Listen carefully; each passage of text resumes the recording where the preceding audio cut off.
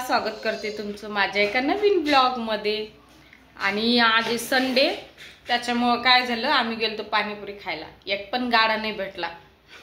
चौफुलीला 2 गाडे होते, तर त्याला दोनदा सांगवलं ती खादे मिठाच द्यायला लागलं।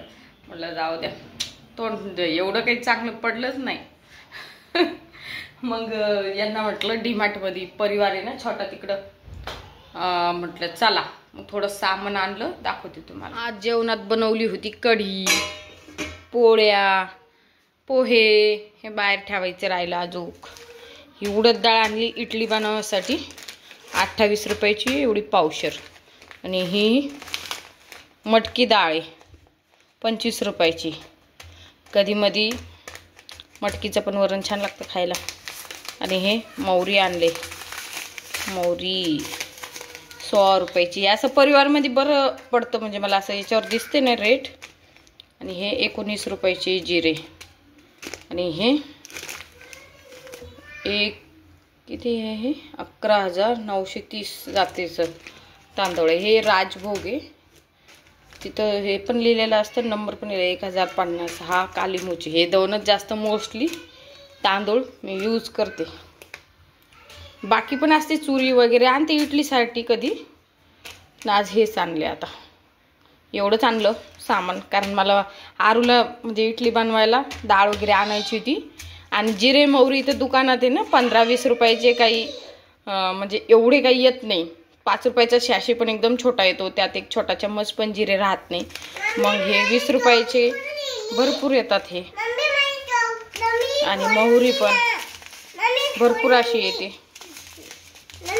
तिथं पेन्सिल दिली आरूला, ह्या सामानावर गिफ्ट देऊ लागले परिवारमध्ये। पेन्सिल दिली, तीच शिलून मागायली। चला सामान घेपर्यंत एक फ्रुटी खाल्ली, चोको खाल्लं। सामान घेईपर्यंत आरूच बरंच खाती।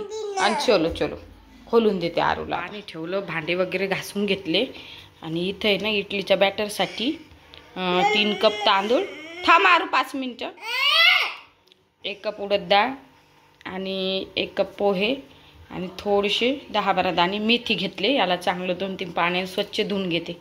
आरूला इडली लय आवडती आहे ना आरू, सांडवशील तू 1 मिनिट। आणून खेळत बसली आरू। हे असं आहे आमचं, एक काम करावं म्हटलं एक वाढून टाकते। सांडवशील म्हणलं ती इकडं धुवून ठेवते, तर लागली बॉम्ब लायला। सर्दी तर इतकी झाली ना, तर नंतर धुवून ठेवावं लागेल हे 2-3 पाण्याने स्वच्छ एकदम। तिने फरची पुसायला पाणी घेतलं, तिकडं आरूच्या आंघोळीचा दंगा चालू, श्रुती घालते तिला आंघोळ। आणि आमचं देवघर कधी पण असंच फ्रेश दिसतं, छान।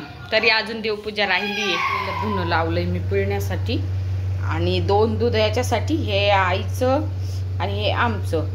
कारण आई त्या गेल्या आता मामाच्या घरी दिवाळीसाठी, तर त्यांचं पण घेऊन ठेवलं आता दूध। आता दोन्ही पण दूध मी एकदा तापून ठेवते। दूध अजून तापवायचंच राहिलं ना, आरूचं चाललं दी मम्मी दूध, कप बी दिला माझ्याकडं, चमचा बी घेतला। जाऊ द्या, आता हिला थंडच देऊ का, थंडच देते आता हिला, ऐकायलीच नाही ना, भूक लागली तिला। त्यासाठी डोसा बनवायला घेतला रव्याचा, पण एक इन्स्टंट डोसा मी तिला नेहमी बनवून देत असते। त्यात एक कांदा, थोडी 1-2 छोटाल्या हिरव्या मिरच्या, थोडा खाण्यास सोडा, मीठ आणि थोडंसं दही टाकून लगेच बनवते आणि देत असते मी तिला। कारण ती भुकेचं कसं लहान लेकराला कंट्रोल होत नाही। घेतलाय मी बनवायला, देते हातीला। थोडीशी साखर टाकली ह्या दुधात, चमचा एवढा मोठा भर होती। आणि चमच्यानी काय पित नाही बरं, कापानीच पिते। गोड झाले नसे ना आरती साखर, आता अजून तापलं नाही ते दूध, तर तसंच घेतलं कच्च। दही दाखवते माझं किती एकदम गाढ झालं। आपण जसं विरजण टाकलं ना तसंच दही बनतं। हे डेअरीतलं विरजण होतं ना, या आरूसाठी मला दही लावावंच लागतं। याने ना चांगलं जरा डोसा बनतो, हा इन्स्टंट बनवते ना, त्याच्यामुळे मग दही घालते, भरपूर घालते, 2-3 चमचे, जरा एक असा तुपासारखा छान फ्लेवर येतो। आता याला पाणी टाकून मिक्स करून घेते आणि लगेच हिला बनवून देते। दही ना रात्री टाकून ठेवलं ना दूध, तर मग सकाळ बनून जातं ते दही। मग फ्रीजमध्ये ठेवलं ना ते लॉक होऊन जातं, मग काहीच होत नाही त्याला, येलो पाना जो येतो ना तो येत नाही, काहीच होत नाही। पण आपण जर वरतीच ठेवलं ना तर ते पिवळसर असं होतं, म्हणजे बुरशी लागू लागते, त्याला पाणी घ्यावं लागतं. आणि फ्रीज मध्ये ठेवून दिलं ना चांगलं असं पांढरं शुभ्र राहतं किती पण दिवस, म्हणजे 10-15 दिवस तुम्ही यूज करतेच त्याला. रोज लागतं मला आरूसाठी 2-3 चमचे. आता बनवलं ना हा डोसा तरी तिला दुपारून ध्यान आलं तरी दुपारून पण बनवून द्यावा लागतो. छान बनतो, दाखवतेच मी तुम्हाला. दिसतोय ना डोसा, फुल गॅसवर बनवता, खालून निघून पण लवकरच जातो, क्रिस्पी होतोय छान. एका हाताने मस्त अशी फ्रेश भाजी आणली ना मेथीची, शेपूची. बॅक कॅमेऱ्याने दाखवतो की मस्त फ्रेश नाही बघा, माती पण तशीच आहे अजून, नेमकं काढून आणली येतानीच.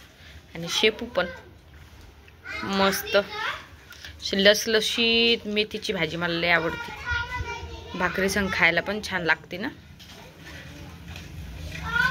भाजीसाठी जर शेंगदाणे फोडून घेऊ लागलो. हिरव्या मिरच्या घेतल्या होत्या मी आत्ता, हिरव्या मिरच्या पण निसून घेतल्या. हे पण ताईंनो, आज मी धपाटे करणार आहे. तर धपाट्यासाठी आहे ना ज्वारीचं 2 फुलपात्र पीठ घेतलं, गव्हाचं 1 फुलपात्र घेतलं आणि बेसन पीठ 1 फुलपात्र घेतलं. आणि इथं ओवा घेतला. मेथीची भाजी प्राचीनी धुतल्यानंतर कापली म्हणून अशी दिसतीये. इथं कोथिंबीर आहे आणि ती हिरवी मिरची आणि याच्यात जिरे काढून घेतले. आणि हे आहे आपलं कांदा, 2 कांदे कापून घेतली आहे. कधी कधी व्हिडिओ चालू असताना एखाद्या वस्तूचं नावच आठवत नाही. आता श्रुतीने आमचं लाइटिंग लावली देवघराची, त्याला दिवे लागायची वेळ झाली. श्रुती दिवा पण लावून दे बेटा. चला आता हिरे बनवायला घेऊ. बस सगळं आता यात मिक्स करायचं आणि हा आपल्या कॉटनच्या कपड्यावर असं थापून घ्यायचं. दाखवत तुम्हाला दाखवलेली सगळी सामग्री यात टाकून घेतली. फक्त यात मीठ आणि हळद टाकलं आता, आणि याला असं मळून घेते चांगलं. थोडं जाड सगळंच मळायचे, म्हणजे पातळ नाही मळायचं. एक अख्खी मिरची पण राहिली याच्यात मिक्सरमध्ये.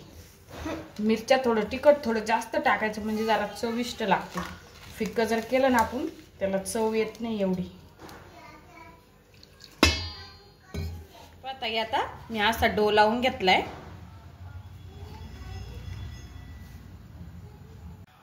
असं ओलं करून एक कापड घेतलंय मी, त्याच्यावर आहे ना असं गोल गोळा कणकेचा करून घ्यायचा आपल्याला. जेवढा छोटा मोठा धपाटा पाहिजे त्या साईजने. आता धपाटे करून पण त्यांना आवडते की नाही काय माहिती. हाय पोळ्या सकाळच्या, पण सकाळच्या पोळ्या नाही देऊ वाटत, कारण मी ऑलमोस्ट 5:30ला स्वयंपाक करते सकाळचा, त्याच्यामुळे खूप सकाळ होऊन जाते.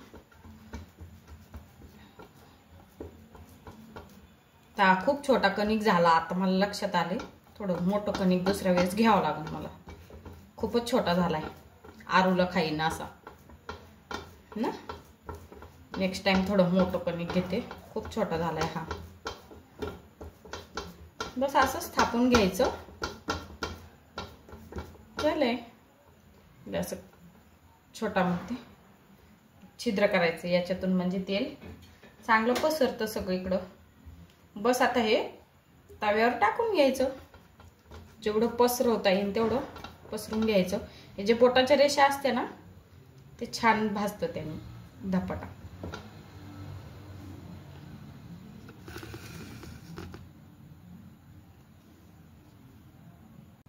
आता हा कपडा सोबत आहे ना असं पकडायचं आणि केअरफुली असं टाकून द्यायचं. तर हा भाजतोय तोपर्यंत आपण नेक्स्ट करून घेऊया.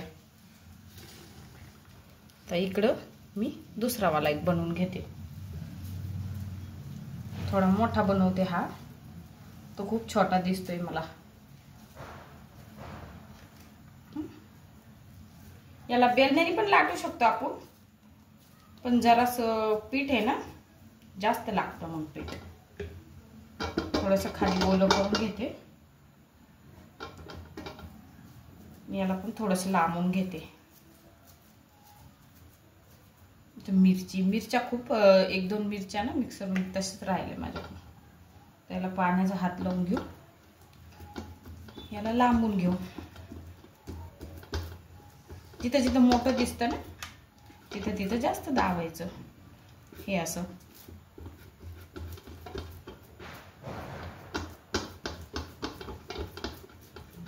हा मोठा झाला ना बऱ्यापैकी, थोडासा मदत मदत पाण्याचा हात घ्यायचा, म्हणजे जरा ना लांबतो तो.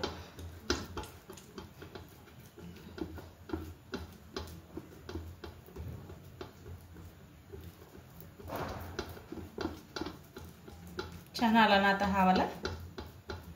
नेमकं आपण एरवी रेसिपी बनवत तेव्हा छान होत्या, आणि आपल्याला ज्यावेळेस व्हिडिओ शूट करायचा ना माझ्यासोबत तरी असं होतं, त्यावेळेस रेसिपीमध्ये काही ना काही मिस्टेक होती. आता याला मी मोठा असल्यामुळे 4 खड्डे केलेत.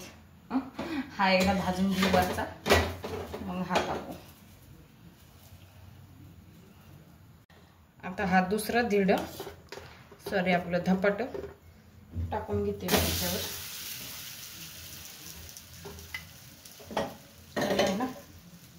खड्ड्यामध्ये तेल टाकून घेते. माझी आजी असे खड्डे करायची मस्त. जुन्या बायकांचा खूप छान छान रेसिपी होते ना. त्याला सगळीकडून आपण तेल टाकून घ्यायचं, छान लागतं. म्हणजे त्याला तेल थोडं जास्त लावायचं, तेलाने कसं असं मस्त लागते. म्हणजे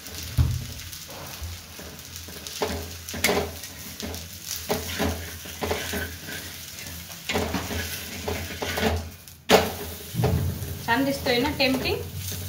तेल जरा जास्त लावलं मी, छान वाटतं, खायला छान लागतो हा असा. आणि मेथी पण टाकल्यामुळं ना एकदम छान लागतो. ऐन वेळी आता मेथी भेटली, आई गेली ती मामाची तर मामाची तर जरा जास्त मेथीचं पीक घेतलं जातं.